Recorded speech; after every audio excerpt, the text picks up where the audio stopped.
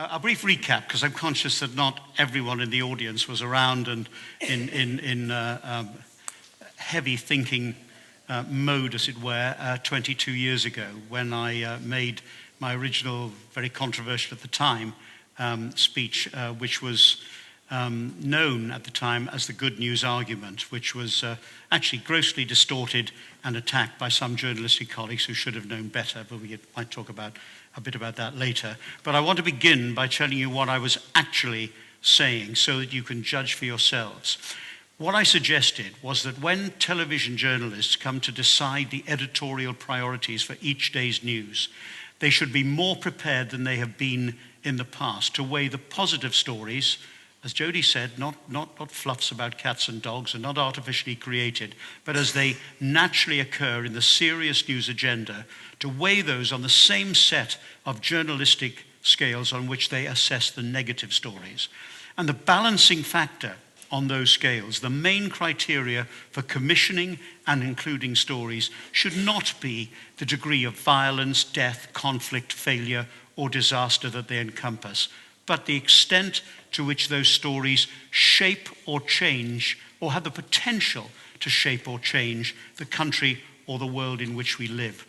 And I argued that those criteria would not only allow the quite proper and essential exposure of injustices and tragedies, but it would also give proper weight to achievement, successes, and triumphs, so that those who regarded television news as their primary source of information, shaping their view of their country and their planet, didn't feel as often as they do that the entire world was falling apart, but were also kept more fully aware of the changes that offer hope, that uplift the human spirit, that mark mankind's continuing achievements in all walks of life. I was simply asking news editors everywhere to start resisting the pressure to reduce or abandon the serious positive stories, which in my experience over 3 decades in television journalism were usually the first to be demoted or dropped when the pressures began to mount. Now, I now accept with some sadness that in those days I was perhaps asking for too much too soon, that challenging deeply entrenched journalistic attitudes and systems of judgment was unlikely to succeed at that time, given the almost fanatically protective attitude in many corners of the media. I've always thought it very strange that a profession that demands the right to analyze and criticize every other sector of society should become so hypocritically defensive when someone dares to suggest that they should turn that same probing spotlight on themselves. But over the years, I think that has slowly started to change. We have seen speeches thoughtfully questioning different elements of today's journalism by eminent editors such as Richard Lambert, after he left the editorship of the FT, Alan Rusbridger, The Guardian, or John Lloyd from the Reuters Institute for the Study of Journalism. They all endured the inevitable attacks from some elements of our profession, but the drip feed of questioning what journalists do and how they do it has now grown to the point where it cannot be ignored. The greatest relatively new idea, which I have yet to hear sensibly challenged by anyone, is called solutions-driven journalism. And for those of you not familiar with it, here's how it works. It suggests that reporters sent out on a negative story, and 90% of the stories we know are negative, that those reporters should be required by their editor to take some time out to find out what people or organizations are doing to tackle the problem represented by the negative headline. Now, it won't be appropriate for every story, of course, but journalists should at least be challenged to make the search for such antidotes part of their natural professional behavior and instincts. After all, in order to report on a potential solution, you have to write about the problem as well. So it's not a difficult task. In fact, I would argue it's a real win-win, because it would still allow editors, if they were so inclined, to have a majority of headlines that are overwhelmingly negative. But the reader, viewer, listener would not be left with the feeling that the world is going down the plug hole, and with that would come a more rounded and balanced perspective to those stories. And the additional factor for me, which I suspect for the quarter of the entire British population who volunteer to help many causes in our society at least once a month, is that the voluntary sector, the source of so much helpful effort and many potential solutions, would then start to get the coverage it really deserves. So a drugs bust in Brixton might lead you to one of the many organizations that are working in that area to try to combat the drugs problem in different ways. Reporting of crimes committed by young people might include details of the work of one of the many charities successfully helping to rehabilitate deeply deprived and disadvantaged youngsters in all kinds of interesting and challenging ways. Now, of course, I understand why the media homes in on young rioters, vandals, muggers, or looters. Of course, we need to know about those, but I do not understand why there is no regular parallel reporting of the many young people working to build up the fabric of society instead of trying to destroy it. People like Nathan Kennedy, who at the age of 19 set up a scheme to tackle antisocial behavior and youth inactivity in his hometown of Doncaster. The police confirm he has far surpassed his goal, going on to set up a sports club and an inclusive theatre group, bringing together disabled and non-disabled young people. People like 19-year-old Joelyn Morale. After her 14-year-old cousin was killed in an unprovoked knife attack, she wrote a hard-hitting play about knife crime, which was turned into a 10-minute film shown in schools across the country. No one in the national media told you about that. And people like Fahan Ibrahim Hashi, who while only 17 worked as a community leader to tackle environmental issues. She led a team of 20 pupils who met every Thursday after school and created a scheme which totally changed the way that their school dealt with waste. And people like Sarah Evans, who was a 21-year-old mother from Reading, trained with Barnardo's as a peer educator and went on to teach more than 450 young people aged between 11 and 19 about being a parent, about sexually transmitted infections, contraception, relationships, sexuality, drugs, and alcohol. She has become an acknowledged role model who has also inspired many other young parents to go to college.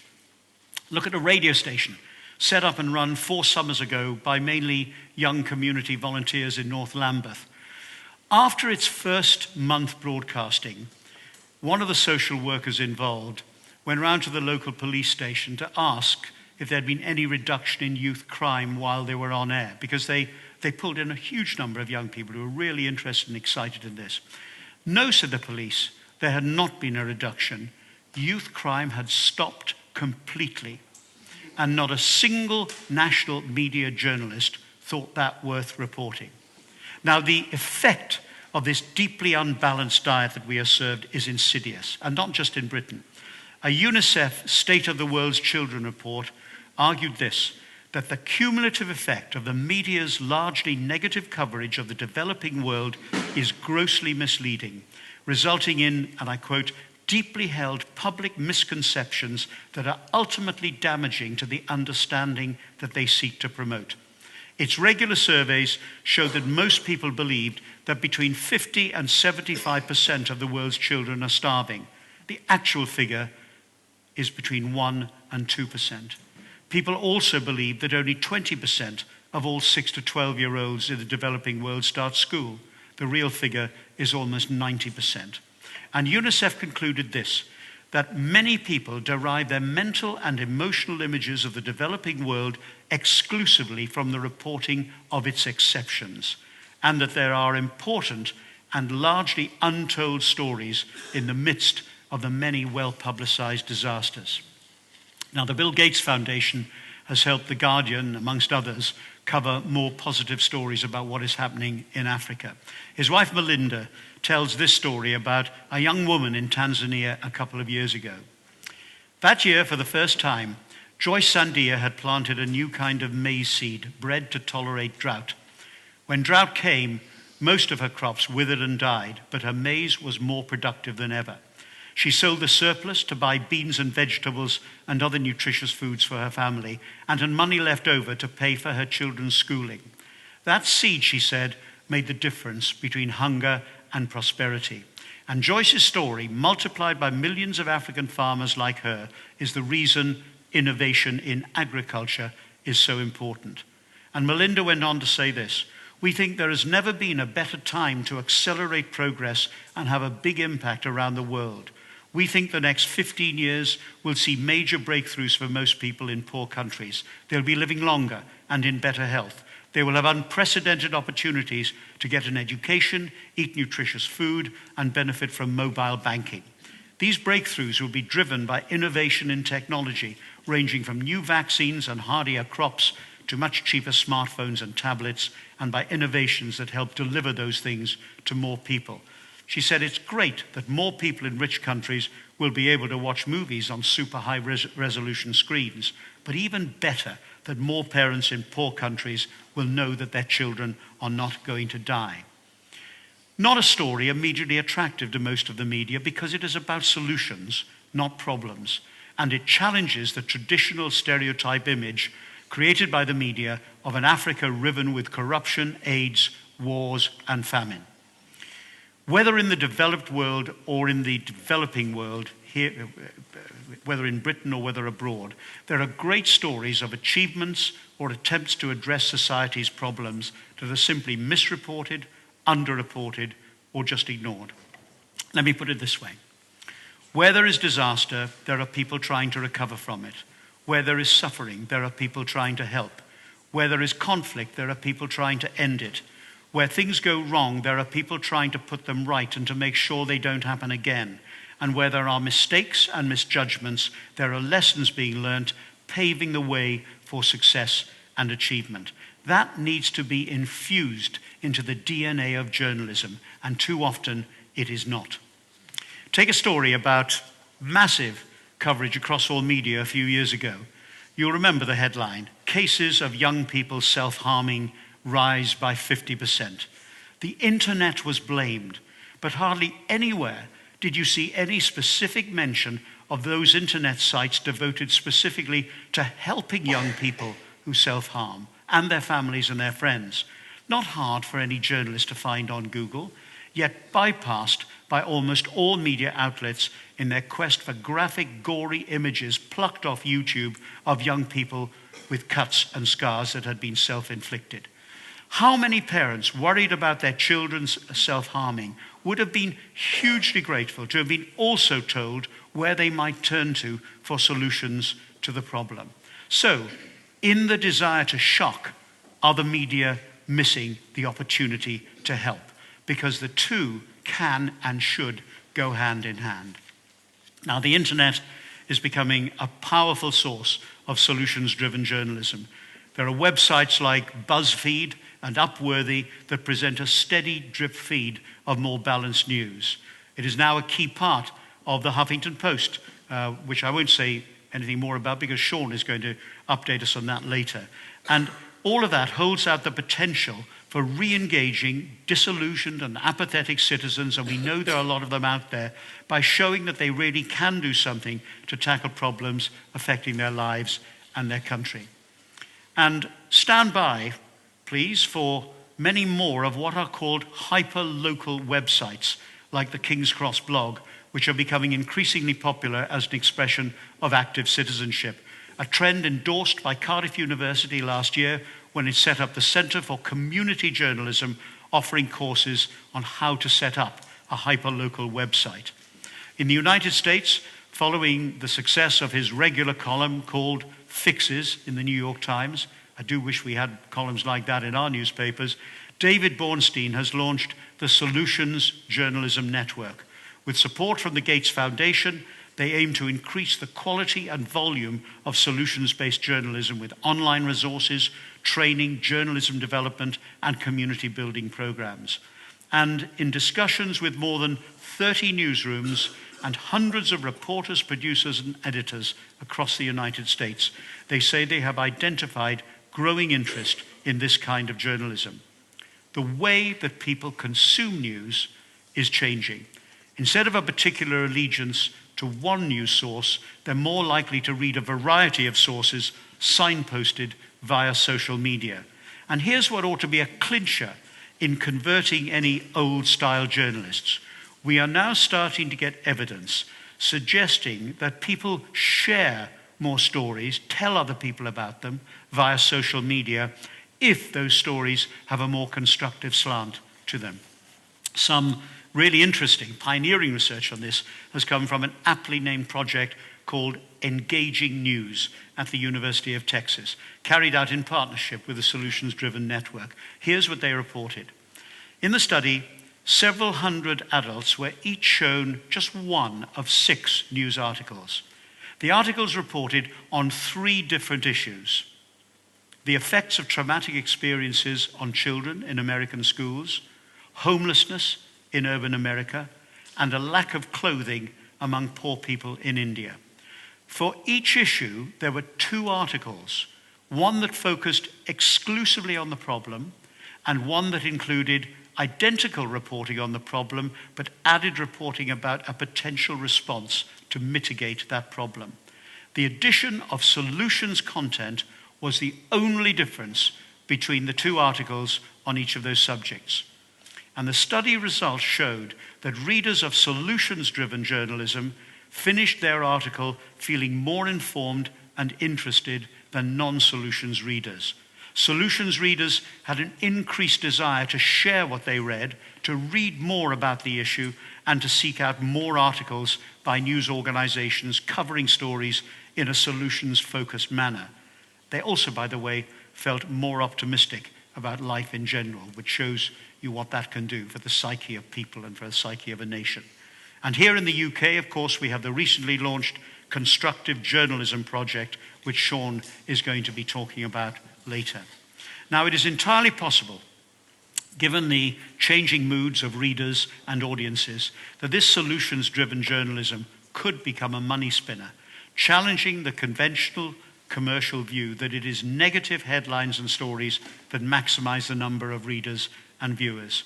This appeal to both principle and pocket could be a winning combination for news organizations seeking new ways of funding their journalism in the age of the internet. Faced with largely declining audiences and sales, the conventional news outlets have nothing to lose and potentially a great deal to gain. And we can go even further. Such a change in attitude and approach could in time lead to reporters, as a matter of routine, going back to the scenes of negative stories to show how those negative stories had triggered change for the better, how rebuilding after the riots had brought some communities closer together, and in general, stories of human endeavor, courage, and achievement in the face of different kinds of adversity. In the UK, as I was saying earlier, around 20 million people volunteer regularly to help others in a whole variety of ways. 1 in 4 of us do so at least once a month. The many annual national and local awards ceremonies all offer powerful testimony to the imaginative ideas and people who drive progress at grassroots level in our communities. For journalists, this is research handed to them on a plate. And I reckon that between them, these largely unreported award winners could provide several good, genuine, interesting stories every single week for the national media, for all the national media. Instead, they are largely underreported or more usually completely ignored. Well, why? It's not as though they aren't interesting.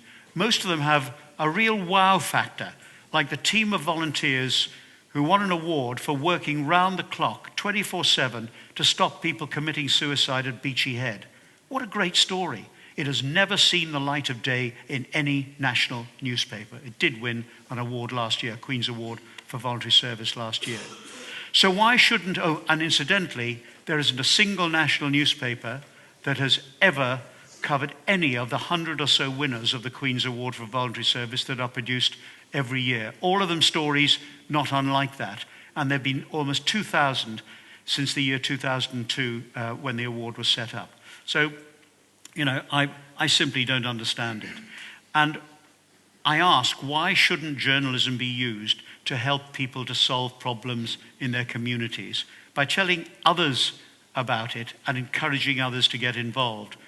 What kind of a country would we have if that actually happened? And why shouldn't journalists work more closely with over 300,000 voluntary organizations in this country that between them tackle in one way or another virtually every single grassroots issue affecting our country and our people? After the riots in England a few years ago, we did see some elements of the media starting to write about organisations trying to address the problems that had been thrown up. But why should it take social trouble on that scale to start to create media interest in solutions? Why shouldn't solutions be embedded in the regular diet of daily news coverage, riding shotgun to the negative headlines and ensuring that the media hold up a much fairer mirror image of society as a whole?